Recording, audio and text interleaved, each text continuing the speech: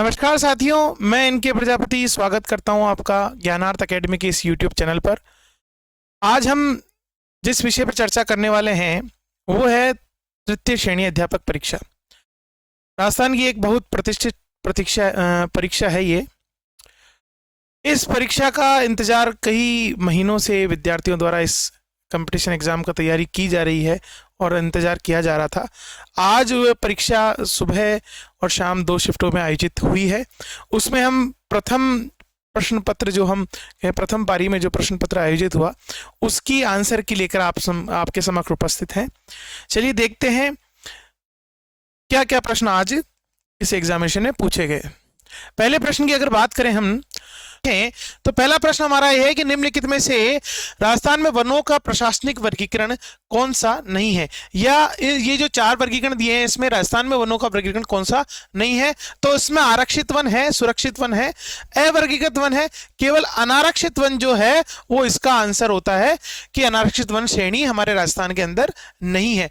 Next अगर हम देखें तो अगला प्रश्न है कि चित्तौड़गढ़ किले के त्रिभुवन नारायण मंदिर के निर्माता कौन है। तो चित्तौड़गढ़ किला जो है उसमें त्रिभुवन नारायण मंदिर के निर्माता है भोज परमार। देखिए परमार जो शासक है वो लगभग 8वीं शताब्दी से लेकर लगभग 14वीं शताब्दी तक उनका राज्य काउंट किया जाता है। उसमें से भोज परमार जो है वो 1010 से 1055 ईस्वी के बीच में माने जाते हैं। ये शासक है, इन्होंने चित्तौड़गढ़ जो किला है उसके अंदर इस मंदिर का निर्माण करवाया है। राजस्थानी, अब देखिए हमारे इस पेपर में एक बहुत अच्छी चीज देखने को आज मिली कि राजस्थानी से संबंधित प्रश्न जो है वो राजस्थानी भाषा में पूछे गए हैं।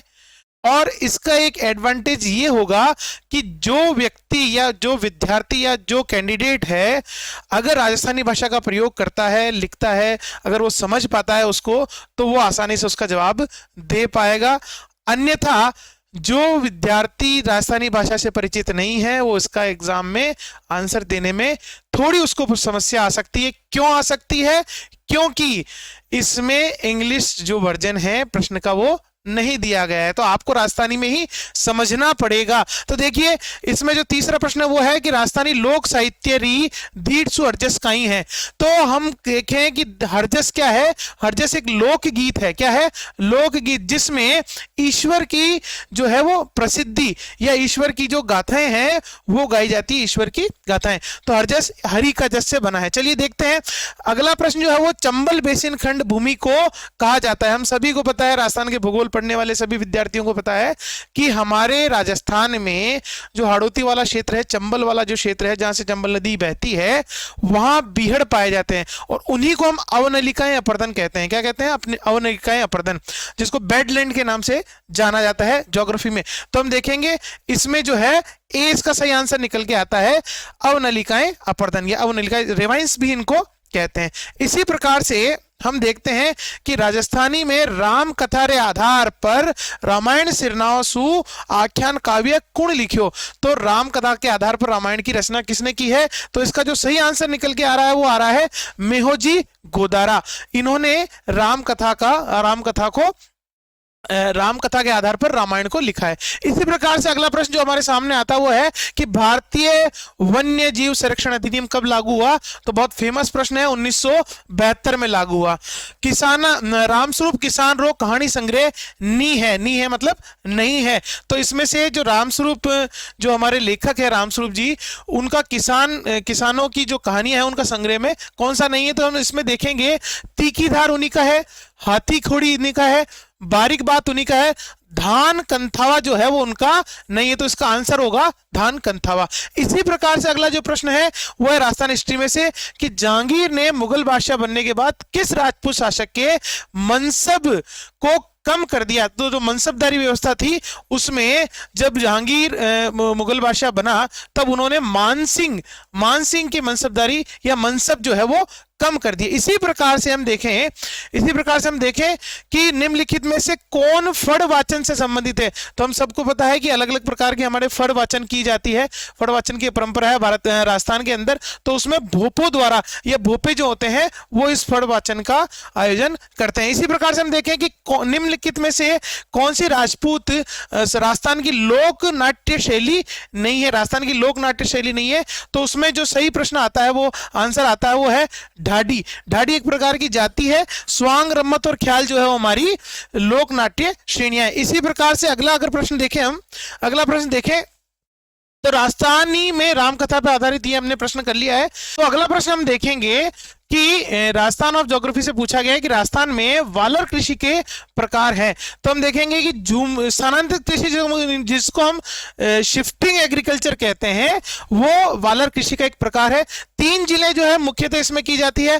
पहला है हमारा उदयपुर, फिर उसके बाद हमारा डूंगरपुर और बारां।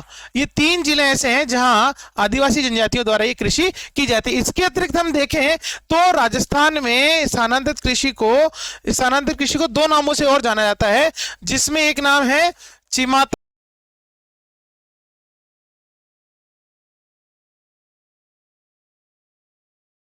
देखिए, पहाड़ी क्षेत्रों में जब इसको करते हैं, इस कृषि को पहाड़ी जो क्षेत्र के लोग जब करते हैं तो उसको चिमाता कहा जाता है, और मैदानी क्षेत्रों के लोग करते हैं तो उसको हम दजिया कहते हैं। स्थानांतरित कृषि क्या होती है कि आदिवासी जनजातियों द्वारा एक निश्चित भूमि के क्षेत्र को जो काट कर वहां से वन क्षेत्र को साफ करके जलाकर उसमें कुछ वर्षों तक खेती की जाती है। जैसे उसकी उर्वरक क्षमता समाप्त हो जाती है तो उस खेत को खाली छोड़ दिया जाता है और नए वन क्षेत्र में जाकर उसको काट कर जलाकर ये की कृषि की जाती है। तो इसी प्रकार से हम देखें, नेक्स्ट हम देखते हैं तो हमारा प्रश्न ये बन रहा है कि जनगणना 2011 के अनुसार एक व्यक्ति जिसकी आयु 7 वर्ष से अधिक है, वह किसी भाषा को समझने के साथ साथ उसको अगर पढ़ लिख सकता है तो वह क्या कहलाएगा? वह साक्षर कहलाएगा। क्या कहलाएगा? साक्षर। इसी प्रकार से हम देखें 13वां प्रश्न जो हमारे सामने है कि जसनाती संप्रदाय की प्रधान पीठ कठिन है, मतलब कहां है? तो जसनाती संप्रदाय की जो प्रधान पीठ है जिसका नाम है कतियासर, वो स्थान है कतियासर, वहां पर है। चलिए नेक्स्ट देखते हैं हम लोग। नेक्स्ट है हमारा 1938 में करौली राज्य प्रजामंडल की स्थापना किसने की? तो इसकी स्थापना त्रिलोक चंद माथुर द्वारा की गई प्रजामंडल की 1938 में। इसी प्रकार से मुकुंदरा की पहाड़ियां कौन से जिले में विस्तृत है? देखिए, मुकुंदरा की पहाड़ियां जब भी आपके सामने आए तो ये मानिएगा कि उसमें कोटा और झालावाड़ जरूर मिलेगा आपको। तो क्योंकि मुकुंदरा हिल्स या हम कहें मुकुंदरा की पहाड़ियां कहां स्थित है? कोटा और झालावाड़ में। तो इसका सही आंसर क्या है? कोटा और झालावाड़ में। इसी प्रकार से ट्रेंच कमीशन किस आंदोलन से संबंधित है? तो बहुत महत्वपूर्ण प्रश्न है, किसान आंदोलन से। तो इसमें जो ट्रेंच कमीशन है वो है बेंगू किसान आंदोलन से संबंधित माना जाता है। इसी प्रकार से हम देखें तो कजली तीज त्योहार कहां मनाया जाता है? तो यह मनाया जाता है बूंदी में। कहां मनाया जाता है? बूंदी में। जो इसका सही आंसर आएगा वो आएगा बूंदी। इस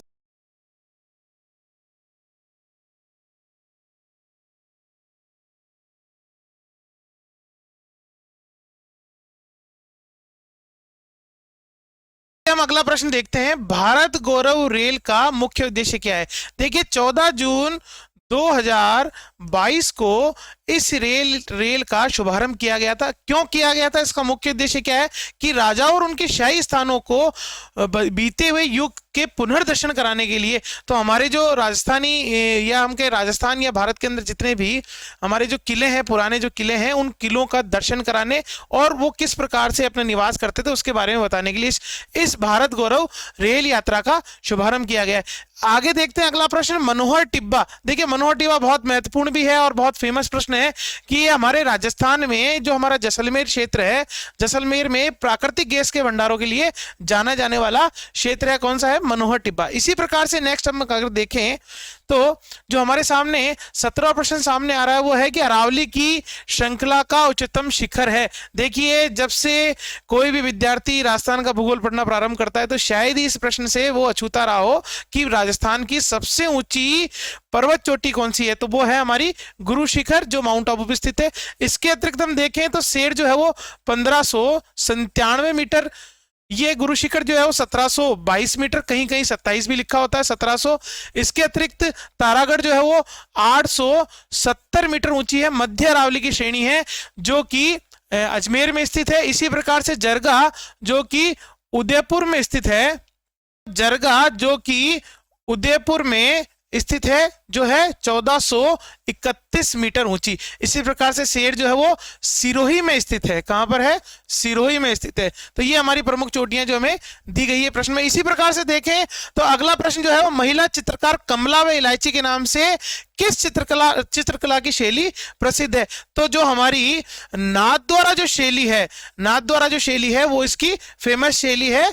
इसको हम राजसमंद शैली के नाम से भी जानते हैं। इसमें भगवान कृष्ण की मूर्ति के पीछे जो पिछवैया बनाई जाती है वो इसका प्रमुख जो है वो भाग है। इसको हम वल्लभ शैली के नाम से भी जानते हैं, वल्लभ शैली के नाम से भी। प्रश्न देखते हैं हम लोग कि कृष्णा कुमारी किस राज्य की राजकुमारी थी जिसके विवाह के विवाद ने राजपुताना में राजनीतिक उथल पुथल उत्पन्न कर दी? तो देखिए कृष्णा कुमारी जो थी, इसका जो सही आंसर है वो है उदयपुर की महारानी थी। से बीसल देव रासो, देखिए राजस्थानी में फिर प्रश्न आया कि बीसल देव रासो किण भातरी काव्य है, मतलब किस प्रकार का काव्य है? तो ये प्रेम काव्य है। कौन सा है?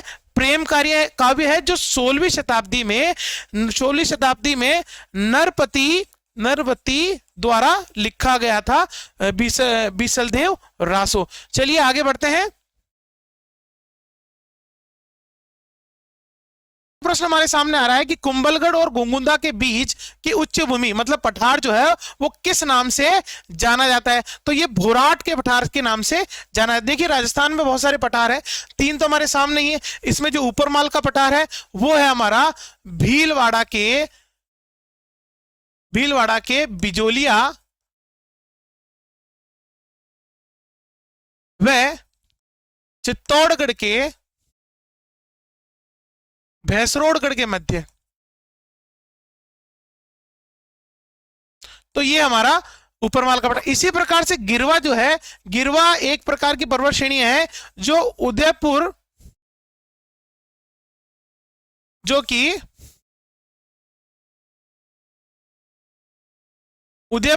शहर के, या हम कहें उदयपुर शहर जिस जिस जिस उच्च भूमि बसा है उसके चारों तरफ जो पर्वत श्रेणी है उसको हम गिरवा के नाम से जानते हैं। इसी प्रकार से उड़िया का पठार है वो हमारे सिरोही में स्थित है। कहां है? सिरोही में। और जो हमारा जो आबू है वो इसी पर स्थित है। ये राजस्थान का सबसे ऊंचा कौन सा है?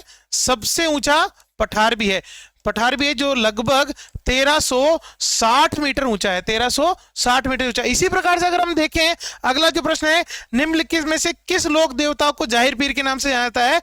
तो वो गोगा जी को जाना जाता है जाहिर पीर के नाम से। इसी प्रकार से कुंभलगढ़ दुर्ग के प्रमुख शिल्पी कौन है? ये भी बहुत फेमस प्रश्न है। मंडन जो है वो कुंभलगढ़ दुर्ग के प्रमुख शिल्पी है। इसी प्रकार से आदिकालीन चारण शैली में रचनाकार आदिकालीन चारण शैली का रचनाकार नहीं है। तो इसमें कौन है? इसका आंसर है डी, वज्रसेन सूरी जो है वो इसके रचनाकार नहीं है आदिकालीन चारण श्रेणी की। इसी प्रकार से निम्नलिखित में से कौन सा सुमेलित नहीं है? देखिए पहला है सुंडा माता रोपवे जालोर के अंदर स्थित है। दूसरा है मनसापूर्ण करणी माताजी मंदिर जो उदयपुर के अंदर स्थित है। तीसरा है रोपवे बालाजी रोपवे सामोद वीर हनुमान बालाजी जो है सामोद जयपुर के नजदीक उसमें स्थित है। और चौथा जो है सावित्री माता रोपवे जो यहां पर सिरोही लिखा है वो गलत है, जो है पुष्कर में स्थित है, अजमेर के नजदीक पुष्कर में स्थित है। तो ये जो इसका सही आंसर है वो हमारा डी आएगा, इसमें से जो है वो सुमेलित नहीं है। हैं कि राजस्थान में पुरातत्व संग्रहालय विभाग का गठन कब हुआ? तो ये हुआ 1950 में। पुरातत्व संग्रहालय विभाग का गठन 1950 में हुआ। शैक्षिक अनुप्रयोग की विषय वस्तु किस प्रकार की होनी चाहिए? तो ये सरल से जटिल की तरफ होनी चाहिए। चलिए नेक्स्ट हम देखते हैं राजस्थान में कितने जिले हैं जिनकी सीमा जो है वो सीमा क्षेत्र विकास कार्यक्रम के अंतर्गत आते हैं। तो ये 4 जिले हैं जो सीमा क्षेत्र विकास संगठन के अंतर्गत आते हैं। उसमें से एक तो आता है हमारा बीकानेर, जैसलमेर, बाड़मेर, और गंगानगर, ये 4 जिले जो हैं वो इस कार्यक्रम के अंतर्गत आते हैं।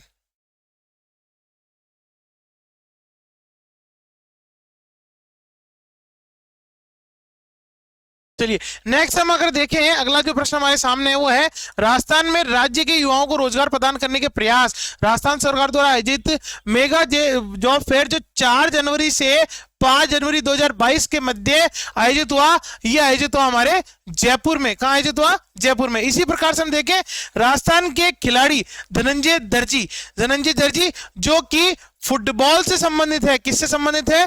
फुटबॉल से संबंधित है, और ये जो है वो अंडर 19 जो फुटबॉल लीग हो रही, यूथ लीग हो रही है, उसमें बेंगलोर की टीम से खेलेंगे, बेंगलोर की टीम से खेलेंगे धनंजय दर्जी अंडर 19 यूथ लीग में। चलिए नेक्स्ट देखते हैं हम लोग, सरसों अनुसंधान केंद्र निदेशालय कहां स्थित है? हजारों बार पूछा गया है हमारे अलग अलग वैकेंसियों में कि कहां स्थित है, तो वो है हमारे भरतपुर के सेवर में भरतपुर के सेवर में सरसों अनुसंधान केंद्र स्थित है। इसी प्रकार से हम देखें, नेक्स्ट हम देखें तो यह है कि राजस्थान में कितने, ये जो हमारा हो गया है, ऐसे बालक जो अनुसूचित जाति, अनुसूचित जनजाति अथवा सामाजिक शैक्षणिक पिछड़े वर्ग से संबंधित है, उन्हें परिभाषित किया गया है, तो उनको हम जो है वो अल्पमत असुविधाग्रस्त मतलब डिसएडवांटेज ग्रुप के नाम से जानते हैं। इसी प्रकार से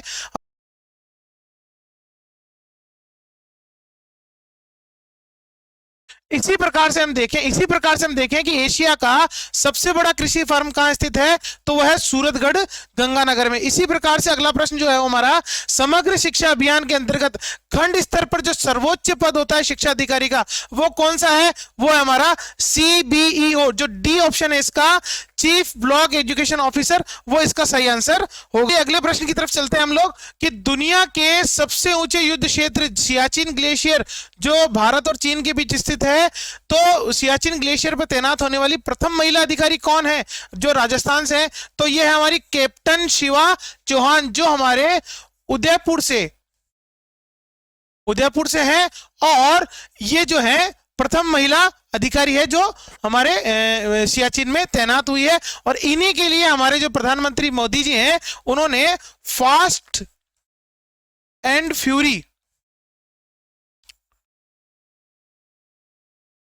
की उपमा इनको दी थी हाल ही में। आगे देखते हैं, हाल ही सुर्खियों में बाबा मंगरा द्वीप जो है वो उदयपुर में कहां स्थित है, तो वो हमारे जयसंबंध झील में स्थित है, जयसंबंध झील में। इसी प्रकार से राजस्थान निर्यातक बनो जो है वो 29 जुलाई 2021 को रीको द्वारा आरंभ की गई योजना। इसी प्रकार से हम देखें कि जोधपुर में राष्ट्रीय पादप अनुवंशिकी अनुसंधान ब्यूरो की स्थापना कब हुई, तो वही 1965 में। ये राजस्थान के अलावा 10 हमारे भारत के अलग अलग राज्यों में स्थापित हुई थी। इसका मुख्य उद्देश्य है कि जो हमारे जीन से संबंधित जो आविष्कार है, हम कहें जो हमारे खोजे हैं, उनको हम बढ़ावा दे सकें, और जीन से संबंधित जो हम विकास करना चाहते हैं उसको करवाया जा सके। नेक्स्ट हम देखें, दिसंबर 2022 में global youth human right championship award दिया गया, तो ये हमारा दिया गया कृति भारती को। क्यों दिया गया? इनके द्वारा जो बाल विवाह जो है उसको लेकर जो कार्यक्रम किए जा रहे हैं, उसको लेकर इनको जिनेवो में ये सम्मान दिया गया, global human right champion award. इसी प्रकार से हम देखें, अगला प्रश्न जो है वो हमारा है, सांस्कृतिक संस्थान भारतीय लोक कला मंडल जो है वो कहां स्थित है, तो वो है हमारा उदयपुर में स्थित है भारतीय लोक कला मंडल। इसी प्रकार से हम देखें कि टोक्यो पैरालंपिक 2020 में अवनी लेखरा जो कि पैरालंपिक में हमारी एक भारतीय एथलीट थी, महिला खिलाड़ी थी, उन्होंने 2 पदक जीते हैं, जिसमें से एक तो है गोल्ड और एक है कांस्य। तो इन्होंने 2 पदक जीते हैं टोटल, एक गोल्ड है और एक कांस्य है। इसी प्रकार से देखिए, राजीव गांधी डिटेल योजना कब प्रारंभ की गई, तो वो 2013-14 में प्रारंभ की गई है। नेक्स्ट अगर हम चलें तो नेक्स्ट देखते हैं हम लोग कि पद्मश्री पुरस्कार जो है राजस्थान के किन किन खिलाड़ियों को दिए गए हैं, किन खेल से संबंधित खिलाड़ियों को दिए गए हैं, तो वो निशानेबाजी से संबंधित खिलाड़ियों को दिए गए हैं, जिसमें हमारी अवनी लेखरा भी सम्मिलित है। आगे हम देखते हैं कि तो जो हमारा राजीव गांधी ये हो गया। इसी प्रकार से प्रख्यात धार्मिक स्थल अंबिका माता का मंदिर जो है वो उदयपुर में स्थित है। इसी प्रकार से विद्यालय प्रबंधन समिति के कुल सदस्यों को कम से कम 1/4 लगभग 75% सदस्य जो है वो अभिभावक, वो माता पिता होने चाहिए। नेक्स्ट हम देखें कि जो है आस्ट्रा हिंद 2022 का आयोजन किया गया था। ये महाजन फील्ड बीकानेर में किया गया है और ये दो देश ऑस्ट्रेलिया व भारत के मध्य किया गया है। मैत्रीपूर्ण सैनिक जो हम कहें आयोजन किया गया है। नेक्स्ट देखें कि राजस्थान राज्य का आधिकारिक नृत्य कौन सा है, तो राजस्थान का आधिकारिक नृत्य हमारा घूमर है। इसी प्रकार से आरटी अधिनियम में कितने भाग या धाराएं हैं, तो आरटी अधिनियम में 10 भाग और 29 धाराएं हैं 2011 वाले अधिनियम के अनुसार। 2009 के अधिनियम की बात करेंगे, जो इसका संशोधन पूर्व संशोधन था, उसमें जो है 7 भाग और जो है वो 29 धाराएं थी। नेक्स्ट हम देखें तो अगला है हमारा भारत का प्रथम डिजिटल आर्काइव राजस्थान के किस स्थान पर है, तो वो है हमारे बीकानेर में। कहां पर है, बीकानेर में। इसी प्रकार से राजस्थान के अर्जुनलाल जाट को टोक्यो ओलंपिक्स 2020 में किसके लिए, तो नौकायन के लिए जो है वो मेडल दिया गया था, या इन्होंने प्रतिस्पर्धा में भाग लिया था। इसी प्रकार से हम देखें कि निःशुल्क एवं अनिवार्य शिक्षा अधिनियम 2009 के अंतर्गत आयु वर्ग बालकों को निःशुल्क व अनिवार्य शिक्षा सुनिश्चित करता है। तो 6 से 14 वर्ष की आयु के जो बालक बालिकाएं हैं उनको जो है आरटी अधिनियम के 2009 के तहत शिक्षा का अनिवार्य नियम बनाया गया है। इसी प्रकार से हम अगला प्रश्न देखें कि सही विकल्प चुनिए। अधिगम क्या है, तो अधिगम एक सक्रिय प्रक्रिया है। क्या है, सक्रिय प्रक्रिया, निष्क्रिय प्रक्रिया नहीं है अधिगम, अधिगम है सक्रिय प्रक्रिया। इसी प्रकार से अगला प्रश्न है, जल जीवन मिशन के दौरान सरकार द्वारा एक महत्वपूर्ण कार्यक्रम जिसके उद्देश्य हर ग्रामीण घर में जो है, जो इसका उद्देश्य है वो 2024 तक हर घर तक नल पहुंचाने का रखा गया है। राजस्थान फिनटेक डिजिटल संस्थान कहां स्थापित किया गया है, तो राजस्थान फिनटेक डिजिटल संस्थान जो है वो जोधपुर में स्थापित किया गया है। अगला हम देखें अजय सिंह शेखावत जो है वो भारोत्तोलन से संबंधित, वेट लिफ्टिंग से संबंधित हमारे जो है एथलीट हैं। तो चलते हैं अगले प्रश्न की ओर। दृश्य श्रव्य सामग्री का प्रयोग करते हुए किस सूत्र की पालना करनी चाहिए, तो अमूर्त से मूर्त की ओर सूत्र की पालना करनी चाहिए। इसी प्रकार से विश्वविद्यालय अनुदान आयोग मतलब यूजीसी की स्थापना किसकी सिफारिश पे की गई है, तो यूजीसी की जो हमारी स्थापना है वो विश्वविद्यालय शिक्षा आयोग की सिफारिश पर की गई है।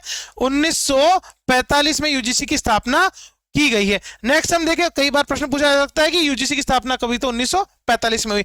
इसी प्रकार से अगर एक प्राथमिक विद्यालय में कुल 130 विद्यार्थी हैं तो जो सरकार द्वारा विद्यालय में कितने अध्यापकों को स्वीकृत होंगे, तो 5 अध्यापकों के स्वीकृत। यदि किसी विद्यालय में उच्च प्राथमिक विद्यालय में 120 से अधिक होते हैं तो वहां पर 5 + 1 मतलब एक जो प्रधानाध्यापक है उसकी पोस्ट होगी और 5 अध्यापकों की पोस्ट क्रिएट होगी। नेक्स्ट हम देखें ऑपरेशन सर्द हवा किससे संबंधित है, तो ये सीमा सुरक्षा बल से संबंधित ऑपरेशन है। इसी प्रकार से राजस्थान लघु उद्योग निगम लिमिटेड किस वर्ष पब्लिक लिमिटेड कंपनी बना, तो ये 1975 में पब्लिक लिमिटेड कंपनी बना। आगे हम देखें तो प्राथमिक स्तर पर आरटी 2009 के विदेशी छात्र शिक्षक अनुपात जो है वो 30:1 माना गया है। नेक्स्ट हम देखें, नेक्स्ट जो हमारा प्रश्न आ रहा है वो ये है कि बीवी जरीना का मकबरा कहां स्थित है, तो ये हमारे धौलपुर में स्थित है। कहां पर, धौलपुर में। इसी प्रकार से द स्टडी ऑफ एडमिनिस्ट्रेशन के लेखक कौन है, तो ये है वुड्रो विल्सन। कौन है, वुड्रो विल्सन, जो स्टडी ऑफ एडमिनिस्ट्रेशन के लेखक माने गए हैं। अगला प्रश्न हम देखें, निम्नलिखित में से कौन सा वन्य जीव जालोर जिले के शुभंकर के रूप में घोषित किया गया है, तो वो है हमारा भालू या रीछ। इसी प्रकार से अगला जो प्रश्न है वो है इंग्लिश से संबंधित, choose the direct speech of the given sentence from the option that following. She asked them if they were ready for the event.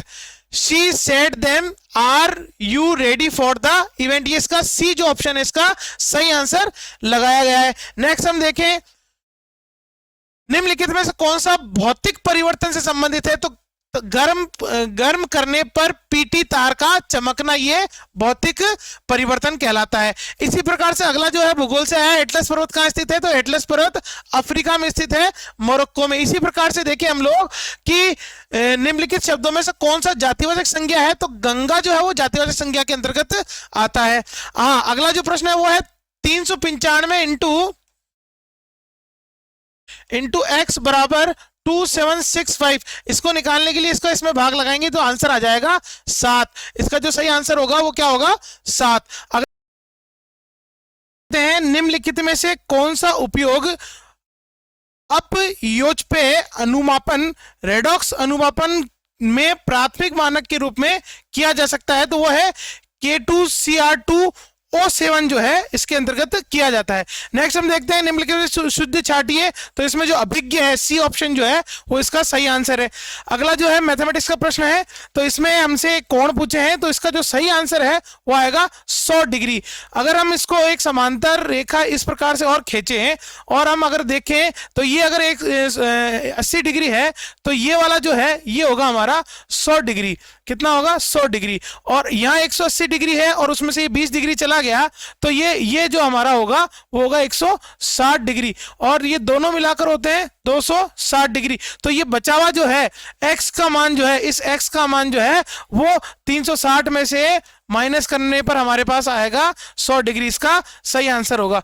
Next देखते हैं निम्नलिखित में से किस वाक्य में सकर्मक क्रिया नहीं है। तो किस वाक्य में नहीं है। तो वो है रमा हस्ती है, इसमें सकर्मक क्रिया नहीं है। अगला प्रश्न देखते हैं मीराबाई का जन्म कहां हुआ। तो कुड़की पाली के अंदर मीराबाई का जन्म माना जाता है। नेक्स्ट अगर हम प्रश्न देखें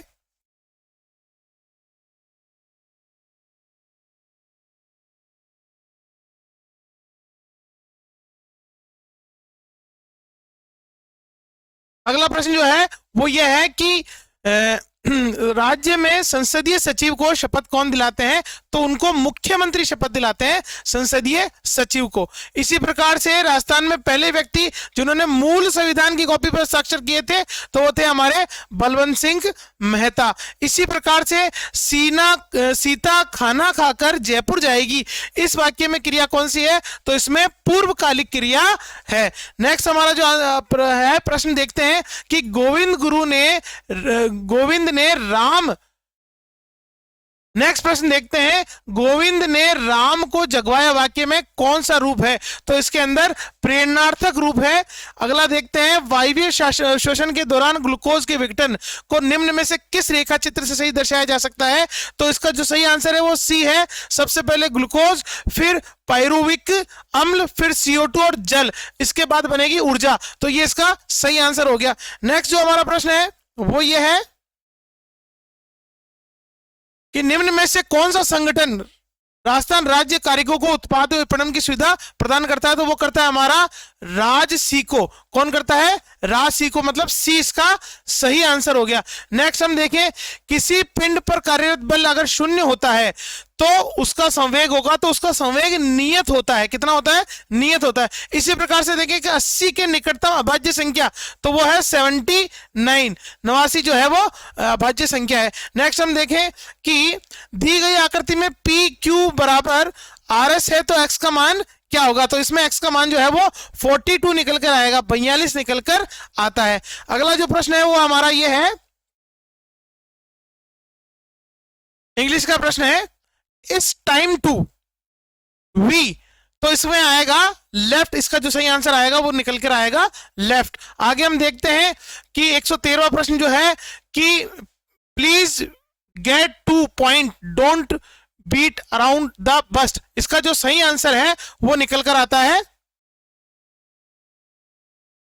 talking about what is important, इसका सही आंसर है avoid talking about with what is important, C इसका सही आंसर निकल कर आ रहा है। इसी प्रकार से देखें कि रुधिर में उपस्थित प्रतिकंद जो प्रोथबीन को सक्रियण से रोकता है तो वो है हमारा हिपेरिन, वो सक्रियण से रोकता है। रेखिक युग्म के कोणों का योग कितना होता है, 180 होता है। रेखिक युग्म के कोणों का योग सदैव हमेशा 180 होता है। अगला प्रश्न जो है वो हमारा इंग्लिश से है कि choose the correct meaning of the phrasal verb from the option that follow.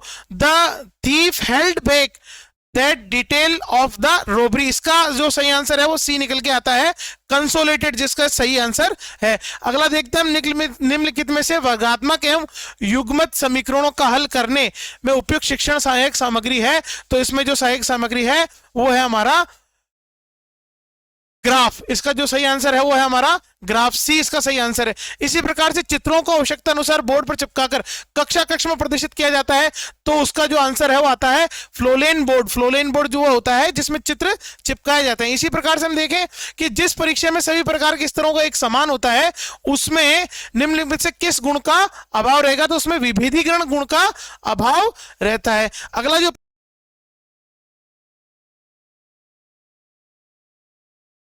अगला देखते हैं 122वां प्रश्न, स्पीच मस्ट प्रोसीड, इसका जो सही आंसर है वो सी निकल के आता है रीडिंग एंड राइटिंग। अगला जो प्रश्न है इसमें से कौन सा सामाजिक परिस्थिति मानव जीवन को प्रभावित करती है, तो इसमें जो है वो शासन व्यवस्था जो है वो मानव जीवन को प्रभावित करती है। विद्यार्थियों के अधिगम के कमजोर क्षेत्रों की पहचान करने के लिए किस प्रकार के परीक्षण सहायक है, तो इसमें निदानात्मक जो परीक्षण है वो सहायक माने जाते हैं। चलिए अगले प्रश्न की ओर चलते हैं।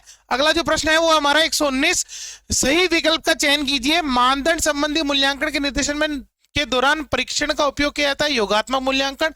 मानक संबंधी मूल्यांकन में निर्देशन के दौरान परीक्षण का उपयोग किया जाता है संरचनात्मक मूल्यांकन। मानदंड संबंधी मूल्यांकन में निर्देशन के अंत में परीक्षण का उपयोग किया जाता है संरचनात्मक मूल्यांकन। मानक संबंधी मूल्यांकन में निर्देशन के अंत में परीक्षण का उपयोग किया जाता है तो इसका सुयोगात्मक मूल्यांकन, तो इसका सही आंसर होगा डी। नेक्स्ट देखते हैं हम लोग कि इसमें से कौन सा प्रकरण परिचयक विधि को पढ़ाने में, प्रकरण परिचर्चा विधि को पढ़ाने के लिए उपयुक्त नहीं है, तो इसमें सौर मंडल जो है वो प्रकरण परिचर्चा के लिए उपयुक्त विधि नहीं है। इसी प्रकार से देखें हम लोग ड्रॉकली विधि विद्यार्थियों के लिए उपयोग में ली जाती है, तो ऐसे विद्यार्थी जो मानसिक विचार या मंद बुद्धि से ग्रसित विद्यार्थी होते हैं उनके लिए ड्रॉकली विधि का प्रयोग किया जाता है। अगला प्रश्न देखते हैं हम लोग कि यद्यपि विज्ञान का शिक्षक किसी प्रकरण को सीधा नहीं समझता है कि फिर भी प्रश्नोपगम में शिक्षक को एक मुख्य रूप से भूमिका निभानी होती है।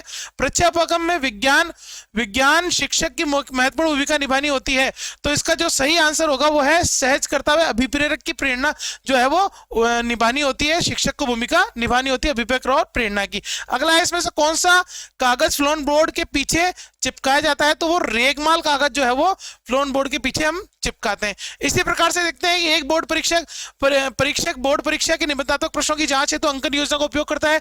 परीक्षक छात्र द्वारा दिए गए उत्तर की विशेषता की तुलना अंकन कुंजी में दिए गए उत्तर की विशेषताओं को करने के बाद अंक प्रदान करता है। परीक्षक द्वारा यह मापन की विधि का उपयोग किया जाता है, तो यह प्रतिशत विधि का उपयोग किया जाता है। इसी प्रकार से आगे हम चलते हैं तो विद्यालय पाठ्यक्रम में विषयों के शिक्षण एवं अधिगम में खोज उपागम के उपयोग के लिए लोकप्रिय विधि बनाने का श्रेय किसको जाता है, तो वो जाता है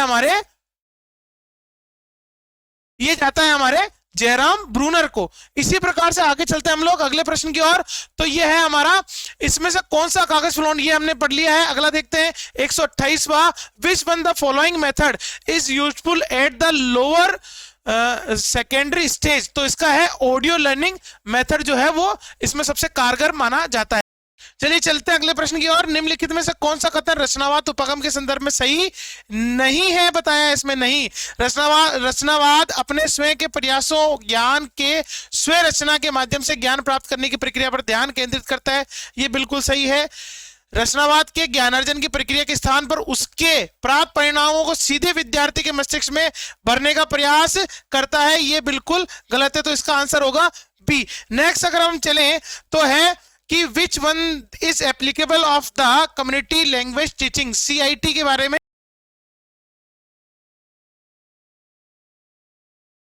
का सही आंसर होगा D. It develop the creative skill in the student, ये CIT का जो है वो CLT का जो है मुख्य उद्देश्य है। नेक्स्ट हम अगर अगले पेज की ओर चलें तो देखते हैं कि वाचन की विश्लेषणात्मक विधि में निम्नलिखित में से कौन सी विधि असंगत है। तो इसमें जो है वो ध्वनि साम्य विधि जो है वो असंगत मानी गई है। इसी प्रकार से दृश्य श्रव्य सहायक सामग्री में जो है ग्रामोफोन, टेप रिकॉर्डर और रेडियो, ये तीनों ही काम में आते हैं। और नहीं काम में आने वाली सामग्री वो है एपीडियास्कोप, जो हम एक तरीके का प्रोजेक्टर होता है, जो इसमें दृश्य श्रव्य सामग्री में नहीं काम में, श्रव्य सामग्री में काम में नहीं आता है। निम्नलिखित में से कौन सा परीक्षण भाटिया बैटरी प्रदर्शन परीक्षण के अंतर्गत नहीं भाग लिया? तो इसके अंतर्गत जो है वो अगले प्रश्न की ओर चलते हैं और देखते हैं कि व्यक्तित्व की विशेषता के आधार पर विशेष परिस्थिति में व्यक्ति के व्यवहार का अनुमान लगाया जाता है। किसने व्याख्या की?